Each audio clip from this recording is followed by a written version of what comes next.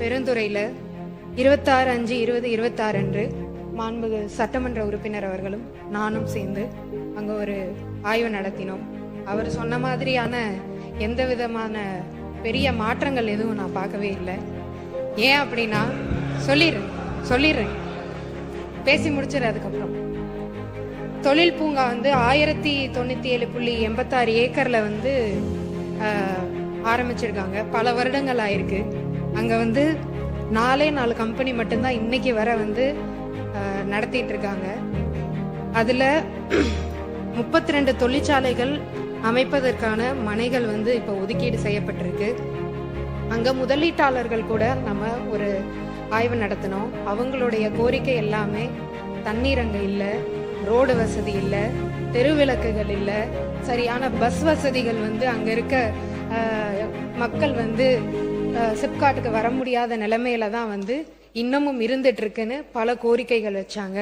அதுக்கேத்த மாதிரி ஆய்வு நடத்தின உடனேயே நீர் வழங்குறதுக்காக 1/6/2026 காவிரி நீர் வழங்கல் திட்டத்தின் மூலமா நம்ம சோதனை ஓட்டம் செஞ்சு அதுல கண்டறியப்பட்ட குறைகள்லாம் திருத்தி 7/6/2026 நிலம் ஒதுக்கீடு செய்யப்பட்ட அனைவருக்கும் நீர் வழங்கியிருக்கும்.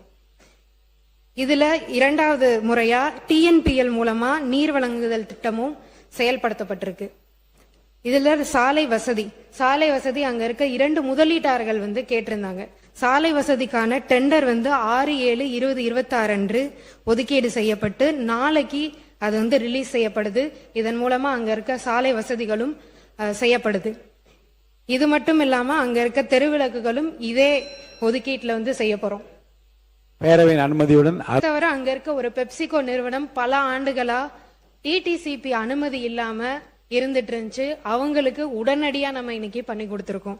இதை தவிர பேருந்து வசதி இல்ல அப்படின்னு சொல்லி பொதுமக்களும் கேட்டிருந்தாங்க. சிப்காட்டுக்கு வரவே முடியல அப்படின்னு சொல்லி. அப்பதான் லோக்கல்ல இருக்க ஜாப் ஆப்பர்ச்சுனிட்டி அதிகமாகும். அதுக்கான வசதிகளும் ஏற்படுத்தி தருவதற்காக TNSTCக்கு கடிதம் எழுதி அதுக்கான சேவைகளும் நம்ம இப்ப தொடங்கியிருக்கோம். இதை தவிர அங்க இருக்க CCTV கேமராவே கிடையாது. அதுக்கான வசதிகளும் ஏற்படுத்தியிருக்கோம். இதை விட என்ன இதுன்னு பாத்தீங்கன்னா அங்க துணை மின் நிலையமே கிடையாது.